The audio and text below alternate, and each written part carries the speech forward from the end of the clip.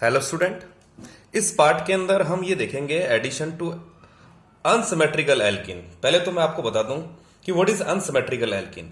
जैसे आप इसको देखिए CH3 CH double bond CH2।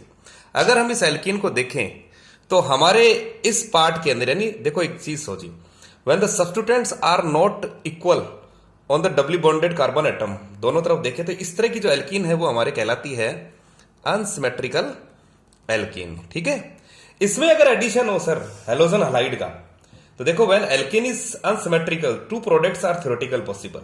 हमने क्या किया, इसका HBr के साथ एडिशन करवाया, डार्क ये रिएक्शन करवाई हमने डार्क और एब्सेंस ऑफ पेरोक्साइड के अंदर।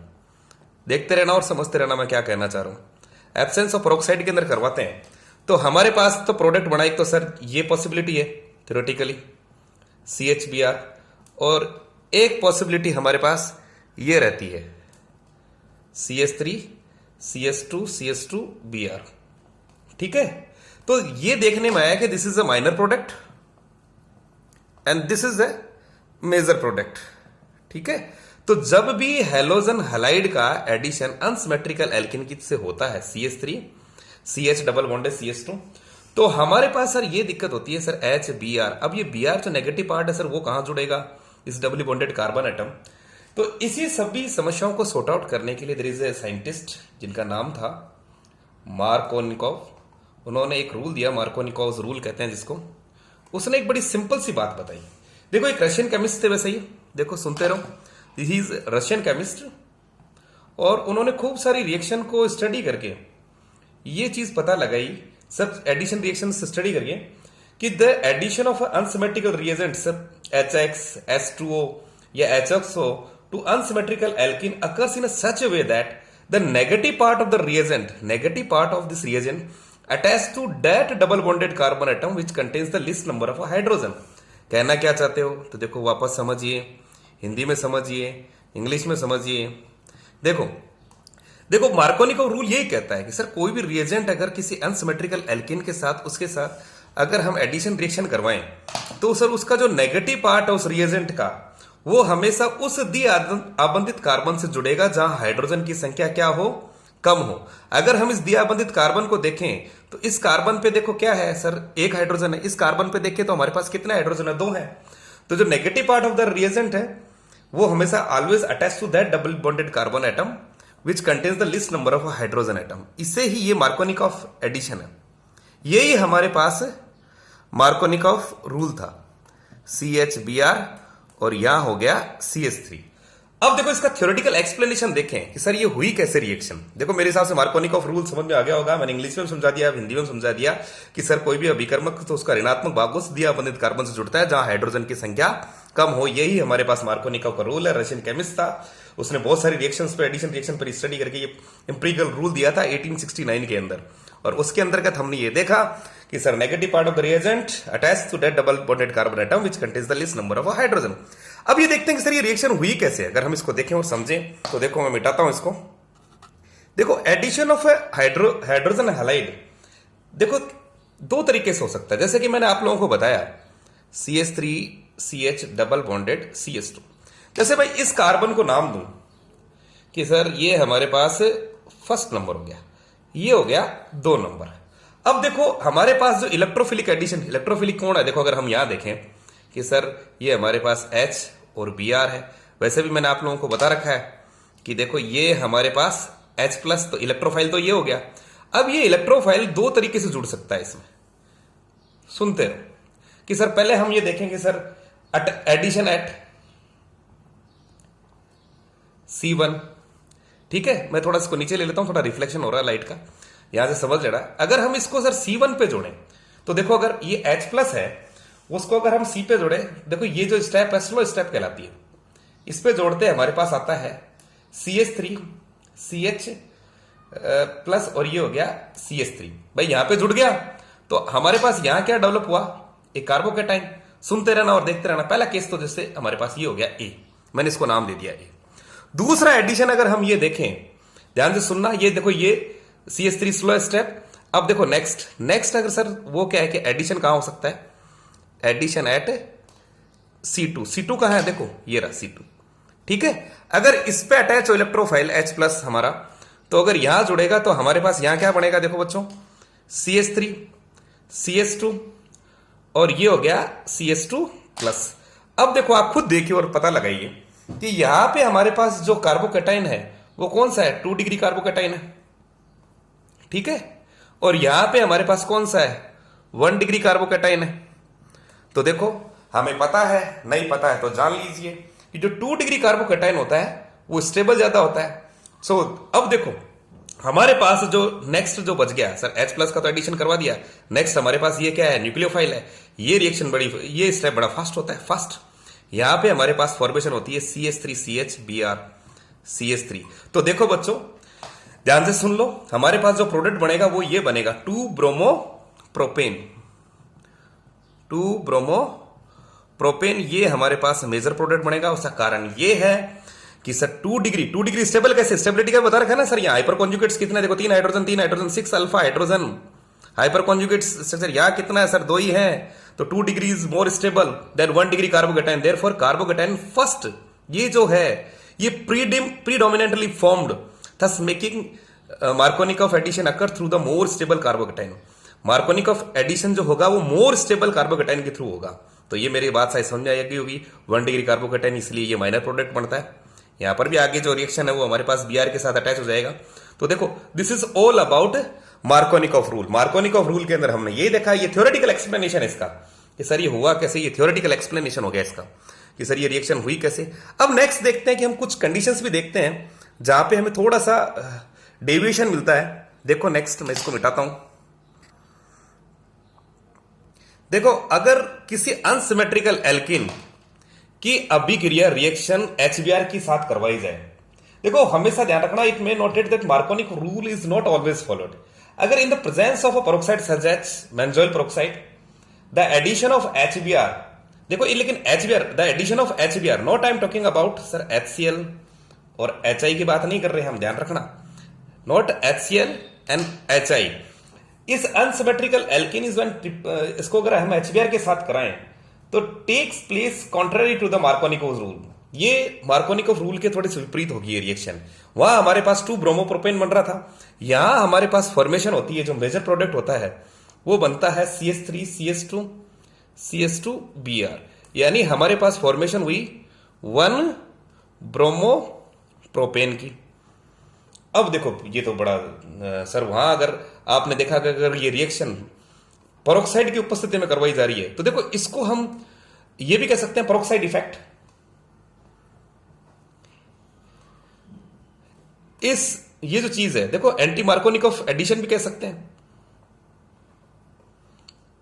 मार्कोनिकॉफ एडिशन, एंटी मार्कोनिकॉफ में देखो हमने क्या देखा सर, वहां क्या है कि negative part attach to, Markovnikov में क्या होता है, attach to that double bonded carbon which contains the least number of hydrogen, उस दी आबंधित कार्बन से जुड़ रहा था जहां हाइड्रोजन कम है। लेकिन एंटी मार्कोनिकॉफ रूल के अंदर हम ये देख रहे हैं कि सर ऋणात्मक भाग रिएजेंट का उस कार्बन से जुड़ रहा है जहां हाइड्रोजन की संख्या ज्यादा है।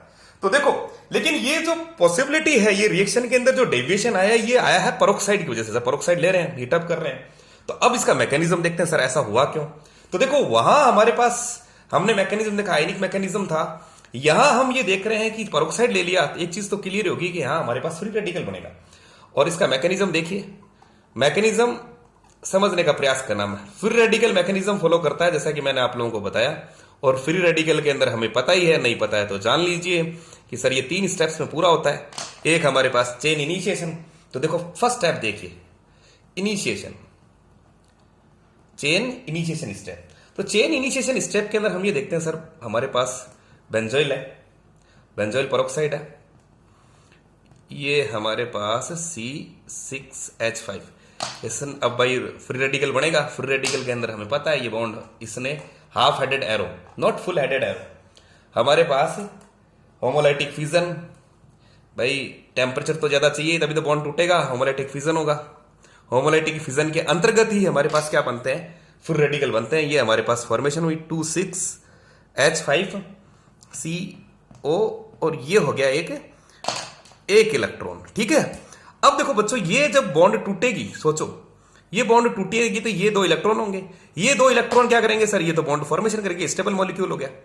ये टूटेगा तो हमारे पास देखो एक चीज क्या बनी sir, 2,6H5 free radical plus CO2।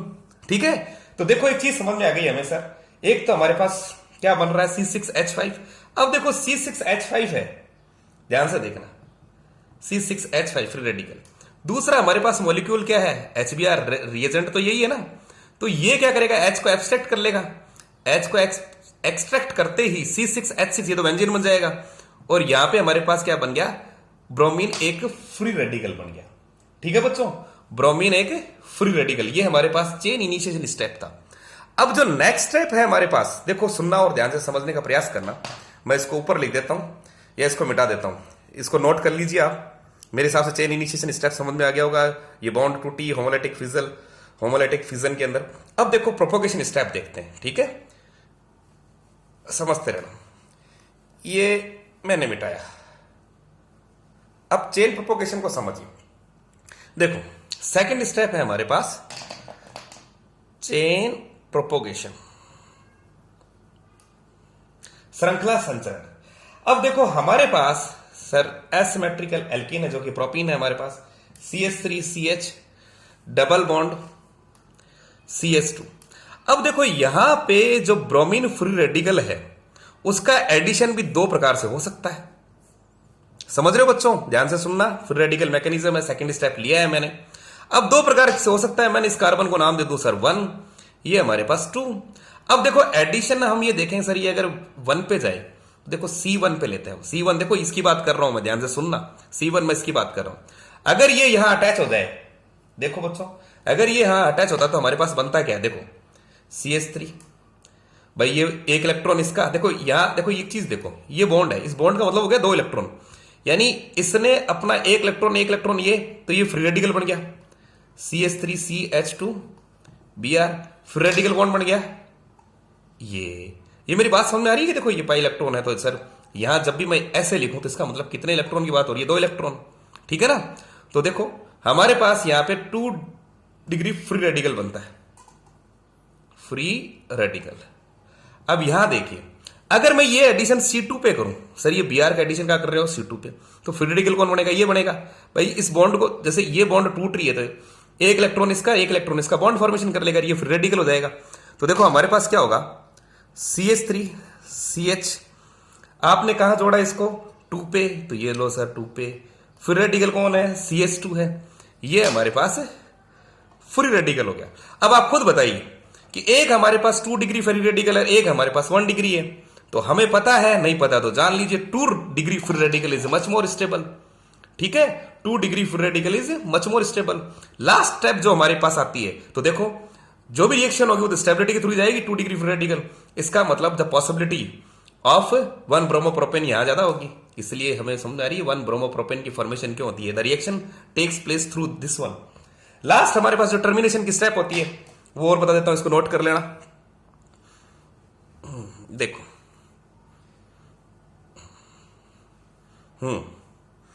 Termination, chain termination. अब चेन टर्मिनेशन के अंदर देखिए सर, हमारे पास 2Br फिर रेडिकल जितने बने थे वो सब आपस में कंबाइन हो जाएंगे, 2 ये है हमारे पास CH3CH, एक हमारे पास फ्री रेडिकल ये बना था, अभी निकाला था ना पढ़ने, CH2Br, और एक फ्री रेडिकल ये है, तो सर हमारे पास क्या बनेगा, CH3CH Br CH2Br। एक हमारे पास क्या बनेगा, ये क्या बना था, CH3CH CH2Br, इसके 2 मॉलिक्यूल लिए तो हमारे पास फॉर्मेशन किसकी होगी, CH3CH Br CH2, ये Br है, ठीक है, और एक हो गया CH3 CH2 Br, ये हमारा चेन टर्मिनेशन के अंदर आता है। अब देखो क्वेश्चन यही अराइज होता है कि सर आप ये कह रहे हो कि जो पेरोक्साइड इफेक्ट है दैट इज ओनली सी, ये जो चीजें हैं, ये रिएक्शन, ये 1 ब्रोमोप्रोपेन तभी होगा जब हम जो रिएजेंट है जो है वो क्या ले रहे हैं, HBr। अगर हम HCl लेते हैं HBr की जगह, देखो बच्चों ध्यान से सुनना कि अगर हम, सर ये इसी के साथ क्यों शो करता है, तो देखो बच्चों ध्यान से सुन लेना कि देखो HCl है, उसकी बॉन्ड एनर्जी बहुत ज्यादा है, वो कितनी है सर, 3.5 किलो जूल है, और जो कि ग्रेटर देन है सर 363.7, वो है हमारे पास किलो जूल, वो है हमारे पास किसकी है, HBr की है। तो HCl की तो बॉन्ड एंथैल्पी बहुत ज्यादा होगी, इसको that is which is not cleaved by this one. तो ये क्लीव्ड नहीं होती इसके द्वारा, टूटता नहीं है। अब बात करते हैं सर HCl, तो समझ में आ गया सर इसकी बॉन्ड एंथैल्पी आप बहुत ज्यादा बता रहे हो। HI क्यों नहीं, इसकी सर जरूर से ज्यादा कम है। इसकी है हमारे पास 296.8 किलो जूल प्रति मोल इनवर्स है, किलो जूल मोल इनवर्स। तो इसकी इतनी कम है कि ये आयोडीन जो फ्री रेडिकल्स हैं, आयोडीन जो फ्री रेडिकल है, ये ही आपस में कंबाइन होकर I2 बना लेते हैं। दैट्स लीड्स, ये आपस में इससे एडिशन के बजाय combines to form iodine molecule instead of adding to the double bond. तो मेरे हिसाब से समझ में आ गया होगा that this peroxide effect is only being seen with HBr। तो देखो बच्चों, इस वीडियो के अंदर, छोटे से वीडियो के अंदर मैंने कोशिश किया है कि आपको मार्कोनिकॉफ और एंटी मार्कोनिकॉफ दोनों आपको समझा दिए। कंडीशंस क्या होती है वो भी आपको शायद मेरे हिसाब से समझ में आ गया होगा। इसको स्टडी कीजिए और बुक से पढ़िए। देखो, पेरोक्साइड के अंदर जो मैकेनिज्म फॉलो होता है वो हमारे पास फ्री रेडिकल मैकेनिज्म होता है, वो आयनिक मेथड है, वो आपने बता दिया। वहाँ 2 डिग्री कार्बोकेटाइन है, यहाँ हमारे पास 2 डिग्री रेडिकल है। अब दोनों का मैकेनिज्म आप देख चुके हो। That's all about Markovnikov and anti Markovnikov. ठीक है, नेक्स्ट वीडियो में और हम चर्चा करेंगे आगे रिएक्शंस के बारे में। Thank you for watching and subscribe जरूर कर देना।